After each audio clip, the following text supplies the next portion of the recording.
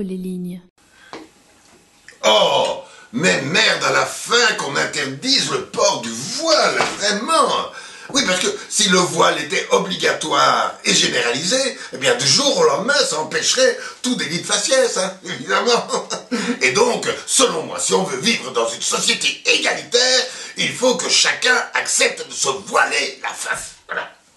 D'autant quand même qu'il faut savoir que le voile, c'est un vêtement qui a toute une histoire, bien sûr, c'est pas comme, je sais pas moi, par exemple le string, un string, ah ben voilà, justement, voilà, mais le string, il n'a pas d'histoire, c'est pour ça qu'on en fait tout direct, oh putain, qu'on en fait toute une histoire. Oh, le voile, oui, c'est un vêtement historique, il y a différents modèles, hein, il faut le savoir, donc il y a bien sûr le tchador, voilà, qui est un simple voile posé sur la tête. Avantage, ben, on doit plus laver les cheveux, et désavantage, évidemment, ça fait râler les gens prideurs, ça. Il y a aussi le djilbab, qui est saoudien, ou c'est à peu près la même chose que le hijab, hein. Voilà, c'est un vêtement qui signifie dérobé, oui, dérobé du regard. Vous imaginez ça, dérobé, excitation garantie. D'autant qu'il faut quand même bien se dire que les musulmans qui font porter à leurs femmes des vêtements chauds dans des pays chauds, ben, c'est pour que la femme soit tout le temps chaude, évidemment. Petit cochon musulman. Oh, il m'amuse, il m'amuse. Alors, il y a bien sûr aussi le niqab. Alors là, pour le niqab, je vous ai apporté un joli petit foulard coloré, voilà.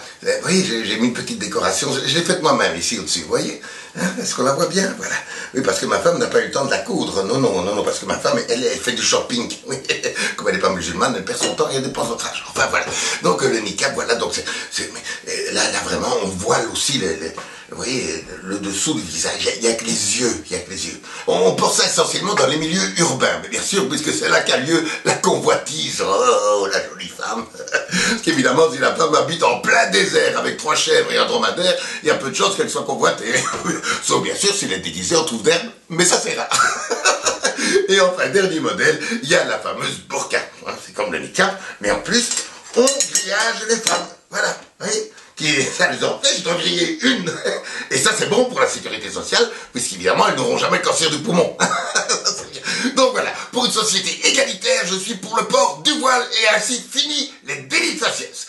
Et dernier avantage, ça peut relancer l'industrie textile à Moucron et à Verviers. Voilà, ce qui va les changer de la tartorie, évidemment. Voilà, il faudra bien attacher mon voile la prochaine fois.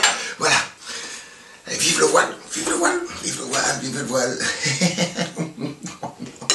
Vive le voile.